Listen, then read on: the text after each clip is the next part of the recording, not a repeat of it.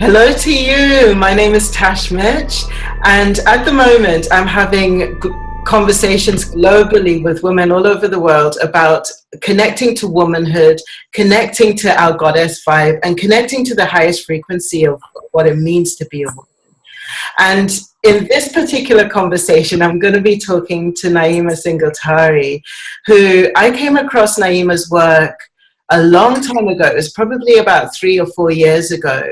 And it was through a video that she had done about sexual trauma.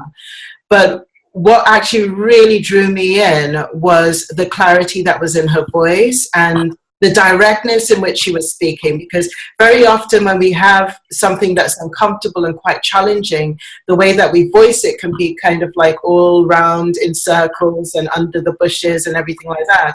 And what I was finding with her is that she's like going directly to the point and to the uncomfortable point, which for me, it was amazing to see, but also as well, I feel like as a Black woman, it was quite amazing to see, because I haven't seen a lot of people in that space voicing in that particular way.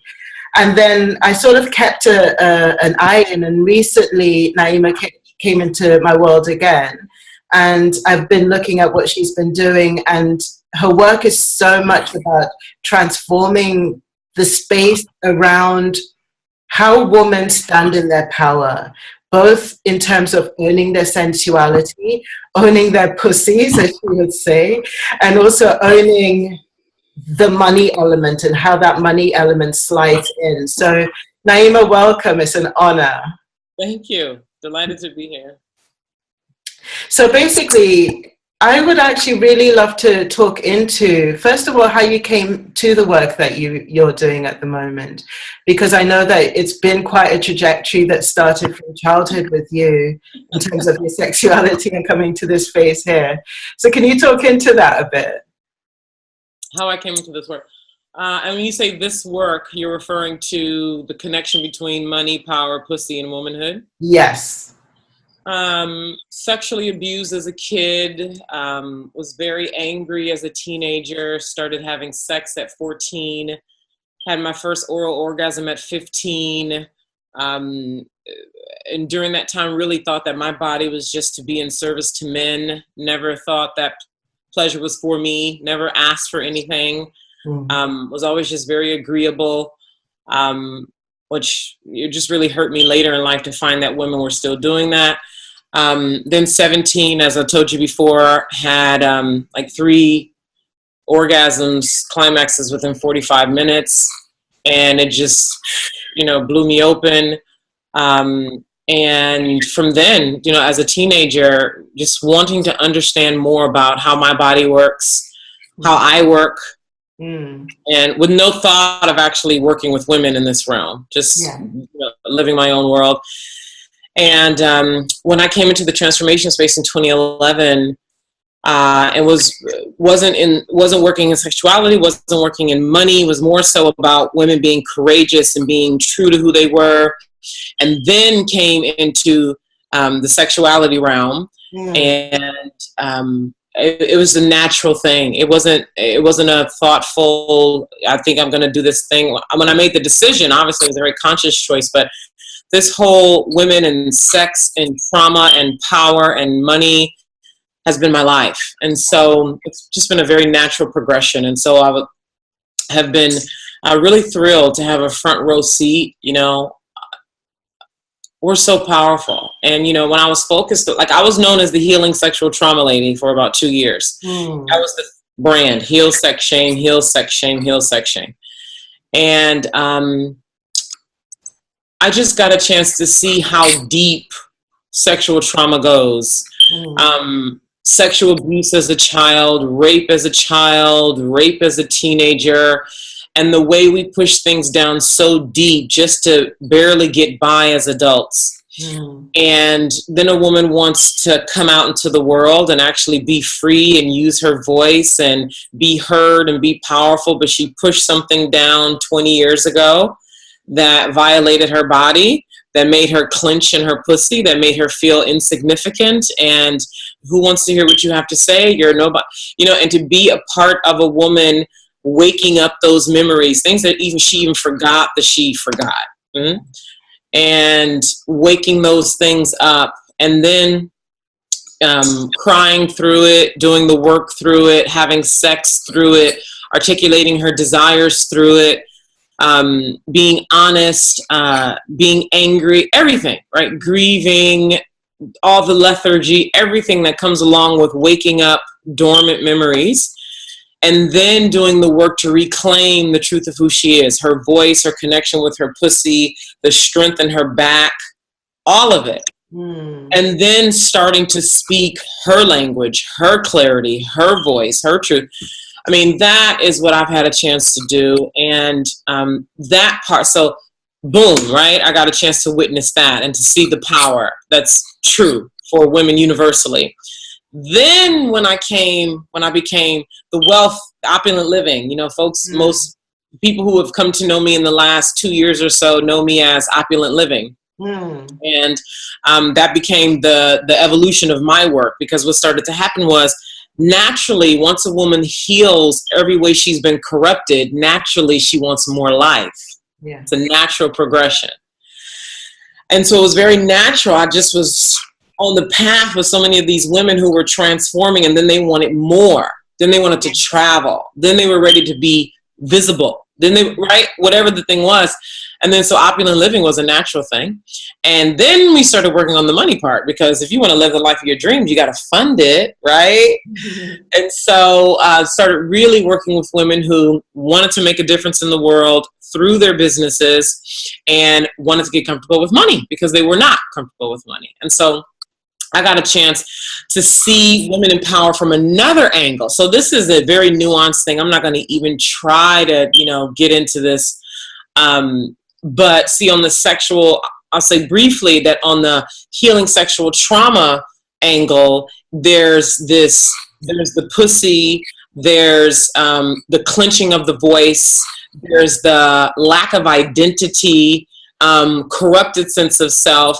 In the realm of money, there's an ownership, there's a pride, there's a commanding, there's a comfortability with power and authority. See, it's a totally, right? It's like the other side of the same coin. Yeah. And it's so nuanced, and it's so, oh my God, you're right. So I got a chance to see women from another angle. And so I've been able to see how pussy and power and money and the fullness of a woman are connected. And so if I'm working with a woman who knows that her work in the world is to change the world through her business, she's not going to go anywhere that she is born to go if she's not healthy in both pussy and money, which is why the evolution of things is now pussy money.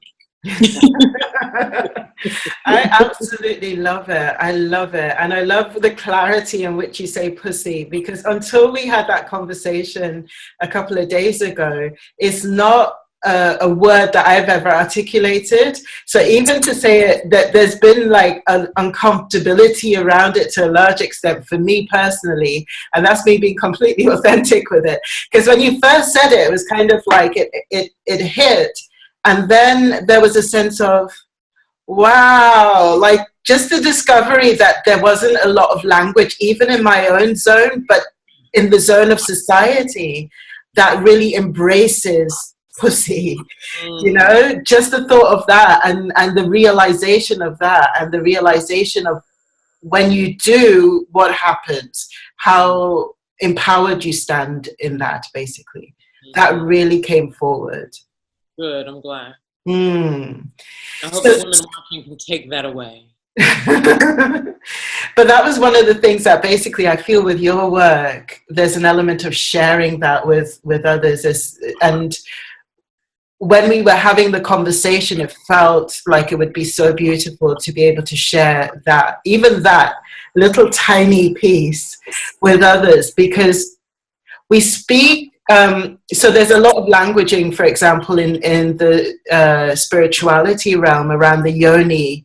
So, and the yoni being like the sexual energy of the woman, but because the language is a different language, so I think it's Hindu that the yoni comes from. It's very much that kind of languaging. So it's not a language that you know as yours. I've heard the yoni and the lingam is the man's side, right? So I've heard the yoni sort of like referenced in so many different ways, but it's not connected in the same way that pussy connects. And it's not connected in the same way as like how it connects so directly, and it takes you right to that zone. And it takes you to the heart of where you might be clenched. You know,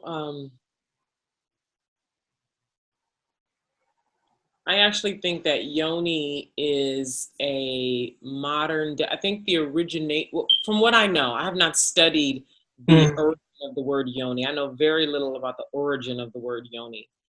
What it feels like with the women that I've heard use it, now keep in mind, I'm very Bay Area centric in a lot of ways, okay? And I have had my own aversions to Bay Area language and culture because I think it's been watered down tremendously. Like, you know, it's like trying to tell the trees to stop blowing, you know, trying to tamp down nature. No. And I feel like, unfortunately, and I feel like I just see, you know, I was born and raised in San Francisco. I was, you know, very heavy in a lot of the girl groups, women empowerment, yoga, spirituality groups before I got fed up and nauseous and was like, I'm out of here. There's yoni has been used here to keep women out of intimacy with her pussy and to have it be like this precious thing that must be kept over in this land of lilies and trees, and we mustn't talk about her directly because she's just so precious and she's godlike and she mustn't be fucked. And no, we mustn't use any of that man language to degrade her because, you know, and so whenever I hear somebody use it, I'm like, so I think that's an introductory, right? It's like, if you can't get past pussy, you should probably stay over there. Yeah. You know? So, yeah. I love the directness of it. I really do love the directness of it because it like I said, that was where the uncomfortability was coming from. Because I'll just say this. When the power of being direct in language with pussy and all things, even money, because women do the same thing with money. We talk around money. We, you know, use all these euphemisms. This is what I mean by the power of pussy money. Like, you anchor those in, you are. But what I see is that for myself, you know, a woman who has spoken on global stages, I have had clients pay $100,000 to work with me. I have been in very charged conversations with men who clearly have never been with women. That's a whole other conversation. The millions of men who have never been with, they've been married, they got kids, but they've never been with a woman. Okay? And what I find, and keep in mind, Tash, and everybody listening, I'm talking about women who know they're here to change the world. I'm not talking about your local farmer who is just doing what she does. I'm not talking about your stay-at-home mom who wants to raise good kids. I'm not talking about your teacher and your corporate woman who just wants to work her job. I'm talking about women who know they're here to change the world and they're using their business to do it. Keep in mind, I'm speaking from that angle. Yeah. So if you're something else and you're getting pissed off, it ain't for you, okay? So if you really are here to change the world, and you know this without doubt, right? You must stand, you must be erect in a way where you cannot be thrown, because people are going to throw daggers at you, okay?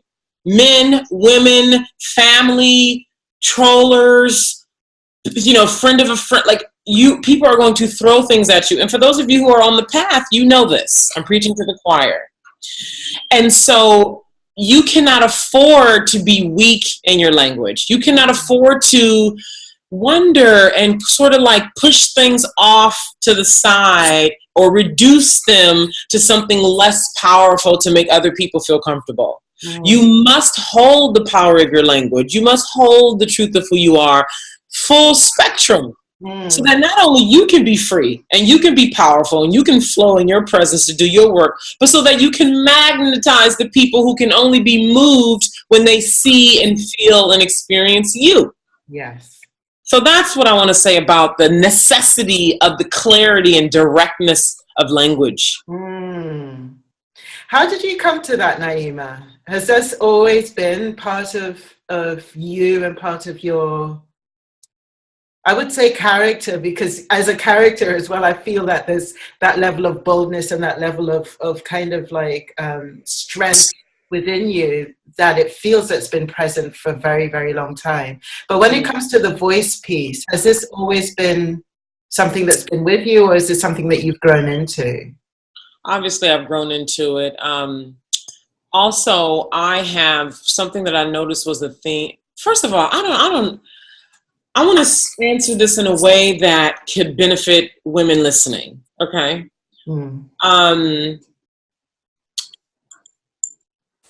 There's a certain segment of the female population who knows that they're here to change the world, and they have always been different. Perhaps they were bullied as children, like I was, and just always knew, like maybe somebody told them, they just knew, they had experiences that set them apart as children. They didn't fit in, they were weird, they just saw the world differently. That was my reality. And so for any woman watching this who has been that, that's your indicator, right? Because we're always in this world where everything is about what you can see and touch, right? Everyone's always looking for, unfortunately, something out there to confirm that the gravity of what they know is true. And so what I've found is that, well, for me, all right, that if that has been, it's not an accident that that was your reality as a child. It's not an accident that you were weird and different and you just saw the world differently. I mean, guys used to be like, Naima, you're crazy, you know? And girls would like not like me for no reason. Girls who I'd never even met before, right? I was invited to speak at my elementary graduation, my middle school graduation, my high school graduation, and I didn't even know why. And so this is what I mean by these weird childhood upbringings where you always stood out. You were, right? That's your proof. That's it. And then mix that with what you know that you know that you know, and then go. So that's my answer to that question. It's fascinating in a way, because basically it's something that you're not handed a manual. Do you know what I mean? It's something that you literally have to piece together on your own to a large extent, because what you're talking about, being a maverick in your environment and in your community, unless you actually find somebody who's holding a space and able to really see you and really embrace you as you are and give you the props that you need to actually stand powerfully, then to a large extent, a lot of us are kind of like blowing around in the wind, trying to figure it out, which is where, you know, at the beginning when you were saying, you know, it feels quite lonely for you that you've sunk your roots in and you're standing in your power, and then you're looking at other people and it pisses you off that they're not owning their power. That is a journey. That is like a journey that we all have to make to a large degree. But the person who you're describing, who has got a message within them, a blueprint within them that they're feeling called and pulled and yearning to share, that person, yes, a journey. It's a journey, basically. And that's why I said earlier, Tash, that it's a long game. And I must remind myself every day that it's a lifetime. It's a lifetime. It's a lifetime. And as soon as I sink into that, I breathe a little bit better. Yeah, because I feel like when you hold something that's so distinct as a blueprint, obviously you're here to entrain others to that blueprint. But in order to do that, there's a level of standing in that power. And as you say, being prepared to stand alone. And I feel that that aloneness comes first before there's a gathering round that magnetizing that you were mentioning previously, where you basically start to see that in 3D form all around you, that there is that standing alone first before that it feels like that happens. Very much so. Yeah. And it's very, very much like that for me now. And I know that that will be temporary. Absolutely. Absolutely. So talking into pussy and money, the actual money element is an element, I feel, and this was what was coming over really, really strongly from your work. And when I was looking at sort of when I was looking at the women who were talking about the transformation that they had through the work that you were doing, it was very much about ownership. But then the money element is a massive one, because the money element has been so deemed masculine by our society.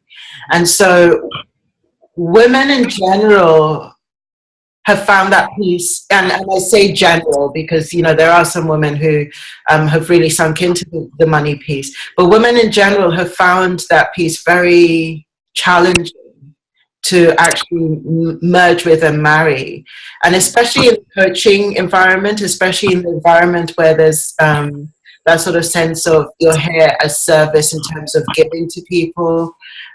That environment tends to be, there's a lot of struggle in that environment. So I just wanted you just to talk into that a bit, because I know that that's been part of your journey, where coming from that environment of giving as a coach, of being that person who wasn't, for example, meeting their bills, was sleeping on your mum's couch and all of that kind of stuff, to actually really getting that piece of with the money kind of nailed in. Can you just talk into that a bit, that journey? Mm-hmm. What I'm hearing, you're asking me, is how does pussy and money fit? How does it work with a woman transforming from a disempowered state to more of an empowered state? Is that what you're asking? Yeah. So it's, first of all, it's going to take commitment. And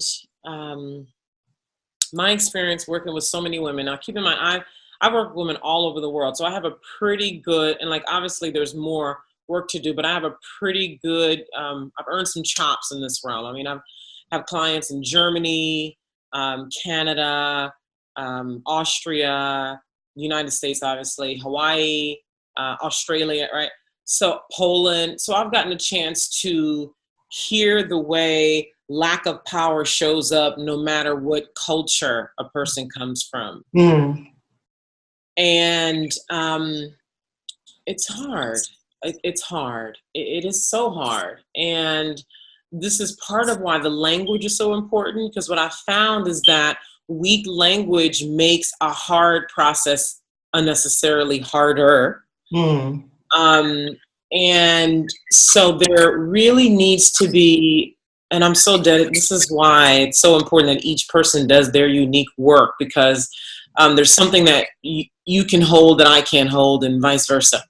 And so because it's so hard, because we live in such a dense world where patriarchy is so dominant, it has been rehearsed and refined and perfected for centuries. And then here you come, this woman wants to show up powerfully in this world that's full of patriarchy, that's heavy and rich and has millions of walking constituents that are supporting the patriarchy. It's why the commitment to the long game is so important, first of all. And then being in community and relationship with other women who know that their work is meant to change the world in a saturated way, a very saturated way that almost like where nothing else can get in too much to throw you off, because plenty is going to throw you off anyway because of your own conditioning, right? Like we're all thrown off anyway because of our own conditioning. Even if nobody ever said anything, we fuck ourselves up, right? Because of what we hold in the form of conditioning. So having the commitment to the long game, one, Two, being in a saturated community with other women who are knowing they're on the path and that their work in the world is to change the world in whatever way they're meant to, starting with their own world. And then three, I was going to say staying in no matter what, but that also, links to commitment. And so, so that's like a general, right? If someone's looking for, well, how do I?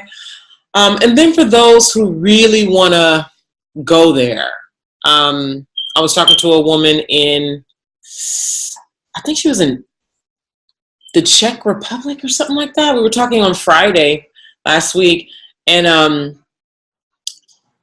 this woman is like, I can see people, right? I can see through people. And so I'm talking to her about sex, and she's so disconnected from rich engagement with sex and her body being involved. And she was using all of this ascendant language, like yoni, right? But she wasn't even saying yoni. She was just like, yeah, I don't even look at it like that. It's like spiritual connection, like, that stuff. And I'm like, ugh, like I can already see that this woman is like not connected to her pussy, right? And I don't even remember what I said. It's one of those things that it just happens in the moment. And she's like, oh my God, Naima, how do I do that? And I said, well, you could start by doing some things that are very considered very inappropriate in the sexual realm. And then you can make your fantasies real life. How about we start there? So that is what I would say in the realm of pussy would be a good place particularly for women who are looking to change the world. Remember, that's what I'm talking about. Because when you can reclaim, right, it's kind of like all of who you are is like out there. Like the Republicans are saying who you are and what your uterus is. Media is saying this is who you are. Your mom says this is who you were meant to be. Your dad said this, and you're right, like all of who you are is out there, and then you're like this skull of a whatever. And when it comes time to reclaim, give me back my soul, give me back what's mine, and you start, right? So you can become a whole being again. You do things that, well, nobody said this, but I just get a sense that this would serve me. And oftentimes that's in the realm of what people would call inappropriate. Yeah. So I remember, like I told you, when I was 17, I'm telling you, like, this was wrong. Like, this guy was like 30 something. So legally it's statutory rape. Okay. Or child, what would they call that? What is it? Rape? It's not rape because it was consensual, but it's here in the United States, when you have sex with an underage person, anyway, something bad, right?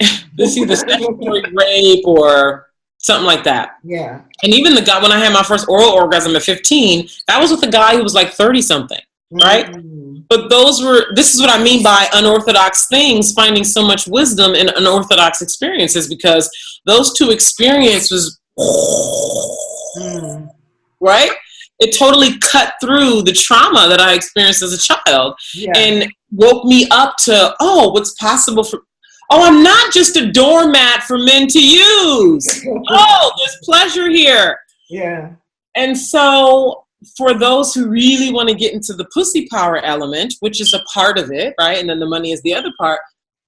Start to engage in, and this is a process, right? Because then you got to deal with shame, and you got to deal with self-judgment, and you got to deal with all of the conditioning that you hold that keeps you locked down and pussy tight and disconnected from you got to deal with all that, which is why I said earlier, you got to be in a saturated community where it's all about waking up, becoming the truth of who you are. So, if I have a chance, I'll share an opportunity for women to do that here today. Absolutely. Have you got anything coming up in terms of your programs, etc.? Yes. So we have a Pussy Money retreat in Paris in January at the end of January. I can't remember, like 27, 28, 29, something like that. It's a 3-day Pussy Money retreat. Now that's 3 days, right? What I'm really looking for are 3 to 5 women who want to come live here in the San Francisco Bay Area for 6 months to really start engaging in pussy power work. I won't go into the detail here because that's not the purpose of this, but this is really designed. the saturation has to happen, Tash, because you know, in coaching, my experience, which has been mostly virtual coaching, there's definitely a place for that. But for women who are looking to change the world, especially those who walk around with a level of intensity and knowing and a keener and higher level of awareness, we are moved and touched in much more, I call it cervical nourishment is the word, cervical nourishment. And we need something richer, and just virtual stuff and like nice little retreats are not enough. We need an entire lifestyle change because we want our whole beings to be raised up in something that's so profoundly and irrefutably potent. And that's what I'm looking to create here for the women who know that.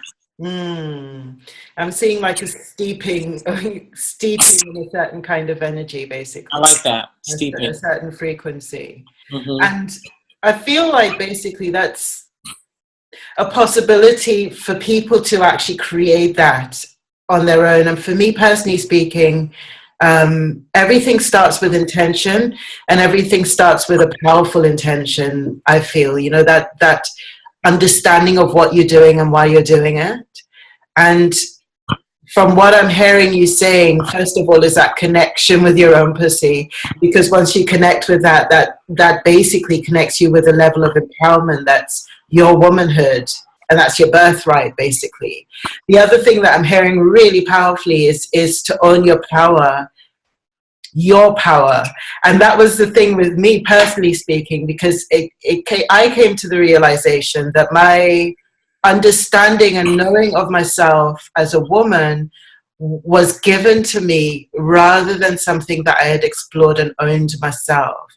And really it was coming like it was a 180 to come to that point of, whoa, there's some questions I haven't actually asked myself in this entire time of being in this female form. I haven't asked myself or embraced in myself, which led to a complete journey of going down into that exploration of what does womanhood mean to me? What does my sexuality mean to me? You know, that element. And I'm hearing that really, really strongly coming from you in that ownership part of, and it feels like what you're saying is when the pussy element is owned and really embraced, the money element is something that mirrors it completely, is what I'm hearing.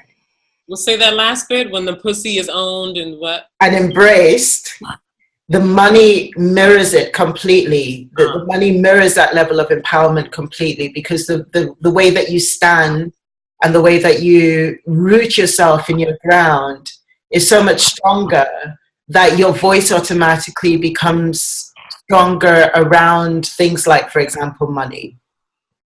Particularly money, basically. It feels like what you're saying is that there's a mirroring between the two. Partly there definitely is, and there's also a mind piece, which is not of the pussy at all. There's also a mind piece when it comes to creating money, because it is a linear thing. It is a man-made thing. Right? Yeah. So I would say there is a mirroring, true, what you said, and there's a level of wealth consciousness that also needs to be cultivated, which is totally a mental thing. Yeah, I hear that. And I think basically when it comes to money particularly is what I would call base chakra. It's that sort of sense of we need to create containers for it. And as you say, there's a linear element of it. There's that sort of sense of being very clear about what you're doing and where you're going. Money demands that level of clarity, I feel. So definitely the mindset element is a big one. True. And I also want to add, some moments ago, you had said, after I explained my perspective or the whole immersive experience, you said it's something someone could do by themselves. And I want to speak clearly about that because I've seen this. First of all, there is a time and place for solo incubation. I have experienced that, and I am a proponent of that, and it's true. A person needs to have discernment to know when it's their time to incubate in a solo space, to come to whatever kind of clarity and connection is necessary with their own voice, minus any other voices. Because I went through 7 months of my own. Oh my God, you know. Um, I really wish that for every woman. I do. I wish that for every woman. And then there comes a time and place where you got to get out of your vacuum. Yeah. Because your impact on the world doesn't happen in a vacuum. And so she needs to know that, because, you know, in the coaching space, there have been a lot of conversations about, oh, I can do this by myself. I don't need to. And so the woman who I'm talking to, she's been around. She's not a rookie. She knows this. She already knows that there's a time and space for solo incubation. And she knows that there's a time and space to be in community, to be held in a way that she cannot hold herself. And to explore her wisdom in a community versus just having it in her head. Because my experience, even for me, like, I have grand ideas. Oh my goodness. Like, I know exactly what you people need. And and then you go bring it out to the real world and nobody's even, what? So there's a time and place. I just want to give voice to that for the people who are perceptive here and are the magicians of the world, who picked up on what you said. And I wanted to create some clarity around that. Beautiful. Naima, I have to say thank you so much. This conversation has been expansive. I feel like my own frequency and my womanhood has risen. And the language, bless. Just wanted her to say bye. Oh, bless. Yeah, thank you so much, sweetheart. Thank you so much for this conversation and for the energy and the frequency that you brought to it. Much love. Yeah, love to you, Tash. If you've really enjoyed this conversation and you're ready for more, then check out the Goddess Woman Immersion. It's an 8-week immersion that will take you into the discovery and the expansion of all aspects of yourself as a woman and as a goddess. I hope to see you there. It's a perfect New Year gift to give to yourself.